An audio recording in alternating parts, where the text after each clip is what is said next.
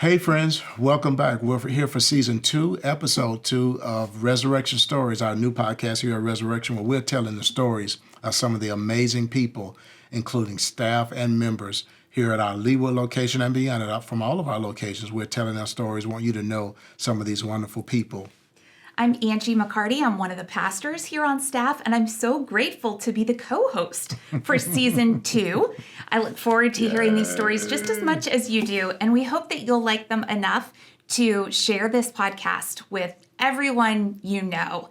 Post us on your social media, send the site to your friends and family.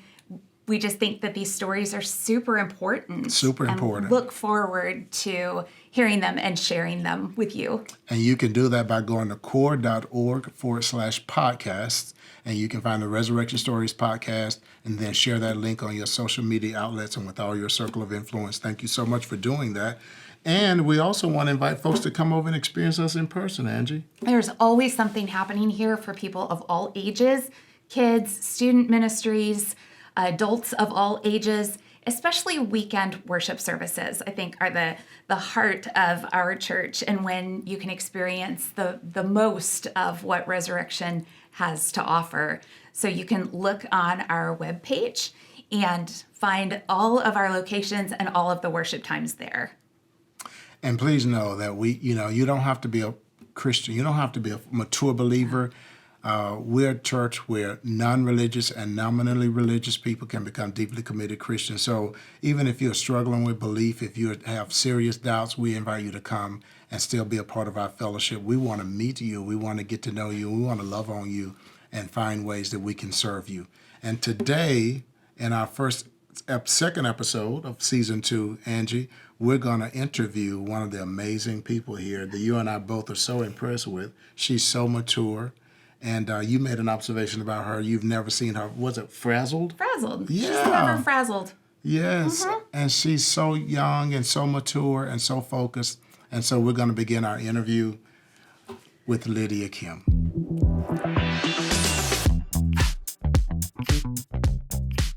Lydia, thank you so much for being here today, taking time out of your schedule to talk with us about your story. Let's start by having you just tell us how you got here. About your family, whatever you want to share with us. Okay, so I am born and raised Kansas Cityan. So I grew up in the suburbs of Olathe. Went to school here for undergrad, Rock Chalk Jayhawk. That might get me some feelings later. Divided yourself there. Sorry, but that's where I went to school. Yes. And I am a master. So I got my undergrad in psychology, so I've always been really interested in people and their brains and their emotions and their feelings. And I later on went to Fuller Theological Seminary and I studied marriage and family therapy. And I lived out on the West Coast in LA for about 10 years doing marriage and family therapy as a therapist. And I got the call to come home for family reasons. And so I moved back to Kansas City, I think in 2016, and got the call officially to become a pastor. I think I got the call probably earlier on in my lifetime, but I just didn't respond to it. I went to seminary at St. Paul School of Theology, and they told me about Resurrection, and that's how I got involved here at the big church. How long have you been at Resurrection, and what is your position? Okay, so I started out in 2016 in October working in the Kids Corps Nursery and Childcare, which is now Resurrection Kids. And so I worked as a nursery coordinator, developing curriculum for the youngest members of our church, which is part of my background, child development and psychology. And then I became a pastor about 2 years ago. That's when I was officially appointed here. Yeah. And what specific kind of ministry do you do here? Yeah, so I'm a connection and care pastor, so I work basically congregational care. Yeah. You enjoy it? I do. I love it. It really brings to light what I did in my past as a therapist, caring for people, being there for their families, and talking about things that are often a struggle or difficult, and being able to sit with them in their stories and hear them and also pray with them, which is something I would never be able to do as a therapist because I worked with the Department of Children and Family Services. So since I worked for county, was not allowed to talk about faith, and really thought that was a bummer because our faith is really integrated into who we are and how we're feeling. And so being a pastor allows me the opportunity to talk about those things a little bit more freely than I would have as a therapist. That's so awesome. And just gonna, just in a moment, ask you a question about your faith journey. We're here to tell your story. That's what this podcast, Resurrection Stories, is all about. It's telling the stories of some of the wonderful people who work on staff here and who are members of our congregations from any of our locations. So again, thank you for coming on. But I want to ask a fun question before we get to your story. So tell us about either your favorite all-time movie or a movie you've seen, the most recent movie you've seen that you really enjoyed, that you'd like to share with the Favorite movie all time. viewers. Okay, so since you're not giving me a genre, I'm just going to pick one because I have favorite movies for different genres. But I think I could watch over and over again the first 3 original Star Wars movies because they're just epic. And I really just love the characters and the character development, and also it's funny. There's a little bit of romance in there, and it's the story about good and evil and about love and what love looks like when we aren't caring for ourselves, that it causes harm, and on a universal level. And it's about good overcoming evil. And there are parts of it that are really sad, but there are parts of it that the story ends joyfully. So yeah, that's an epic one. So that's probably my favorite, and I would watch it. I could watch it over and over again. Do you like Lord of the Rings? I do, but probably not as much as the Star Wars series. Although I can tell you right now that there are certain Star Wars movies I could just deal without. So, Yes, we don't even need to name those. Exactly. We won't Like even they name never them. existed. We won't even name them. Sorry. I'm with you. Well, let's let them. Yeah. We'll just pay for them them. go. Yeah. Well, it's not surprising to me that you would like a movie series that has so much to do with good overcoming evil, because that is our hope in our faith. So share with us your faith story, just a brief synopsis, and we'd love to hear specifically about kind of the changing point or the moment, the defining moment in your faith journey. Okay, so I grew up in an interesting household. So my parents are immigrants from Korea. My mom grew up in an all-Buddhist family. She is the only Christian. And my dad grew up in a Catholic, almost kind of agnostic family, and he's also the only Protestant. And they came to faith. My mom came to faith early, and so we grew up in the church, but it was for cultural reasons. My dad wanted us to have access to Korean language, Korean culture, and the place to get that in Kansas City, especially in the 80s and 90s, was in the Korean church. So that's where I grew up. We did a lot of church hopping, though, so I call myself a church mutt because pretty much any denomination you can think of, we've been to it. And so I got a lot of exposure to different aspects, the good and the bad of each denomination, which I think in a lot of ways has been a blessing, because I think part of who I am as a United Methodist now is deeper, because I took away things from each denomination that we were part of that I thought were like, this is it. We don't have it. It's not perfect, but this is a really amazing aspect of God and about the church that I want to take with me. So I grew up in the church, and I can't exactly pinpoint when I knew, but I actually accepted Jesus as my Lord and Savior at 6. And that is that's like the moment I knew. And I just kind of rolled with it. Like, this is who I was. This is who God was. Jesus came and, died and rose from the dead. And like, we were going to all have a chance at everlasting life. And then in high school, I experienced significant loss through high school and college. I lost 5 of my friends, 3 to suicide and 2 to illness, back to back. And it shook me. And so the message that I got from my youth group leader, unfortunately, was that God had a purpose or a bigger plan. Like, these people had to die so that you could know Jesus. And I was like, I already know who Jesus is. I don't need these people to die for me to understand that. And also being told that my friends had, made a poor choice, and that, they needed help. Mental health was a significant factor into them committing suicide or completing suicide. So that really shook me, and I realized I can't stay at a church that believes that God's grace isn't bigger than this, isn't more powerful. His love isn't greater than this person suffering from mental health issues. So I was like, I'm out. Like, I can't stay at this church that I was attending. And so I did a lot of roaming around, did a lot of getting angry with God until I actually found myself at a United Methodist Church, and realizing that, like, it wasn't just about the feelings, or it just wasn't about, like, these are all the rules and the things that you have to do to be a Christian, that God's grace was bigger and powerful and was always there with us. And that, that there was more space and more room at the inn and at the table than some of my other the other churches that I had attended when I was younger. So that's how I became a United Methodist. And that really changed my life, because I also went from being a kid who probably was called really early and thought, but women can't be pastors.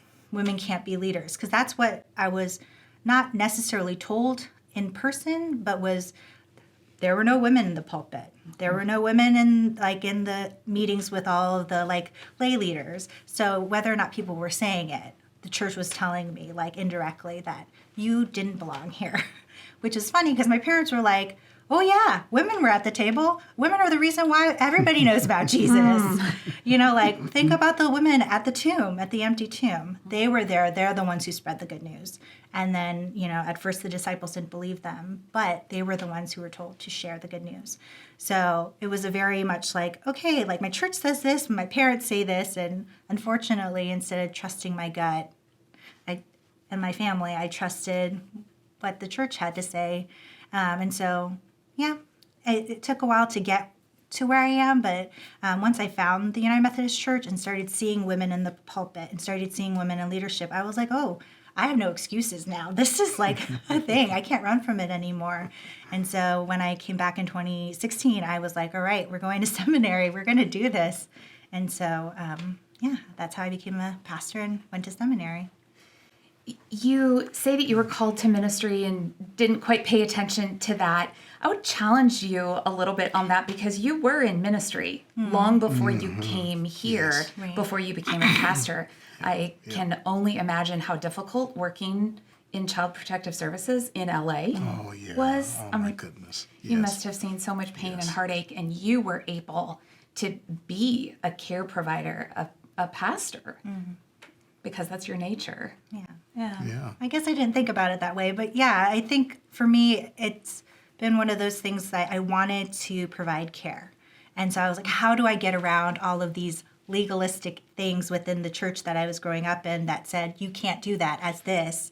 So I was like, well, I can do therapy, or you can do education, because those were things that women could do in the church, was we can educate the kids, which I was like, that's a big role. I'm just going to say it. But if you don't want to do it, then sure, I'll take that. And then just providing care as a counselor. Mm-hmm. So as a counselor, as we move towards a close, as a counselor, how do you draw the boundary or draw the line between caring for others and then caring for yourself? How are you doing that? I think Angie and I both think you're so mature and so kind, and I've never seen her where she was creating I've never seen you negative energy. Frazzled. Right. Yeah. Right. Yes. Yeah, exactly. surely you do. Tell us that you do. Oh yeah, all Okay, the time. thank you. I'm just Thank really you. good at hiding it. Yeah, okay. Well, great. Yeah, Great. that's a good coping great. mechanism. That's great. You're a non-anxious presence around us. that's We good. need more non-anxious presences. Yeah. Okay, good, because I feel anxious. You just don't know it. Okay, that's definitely a Jesus thing.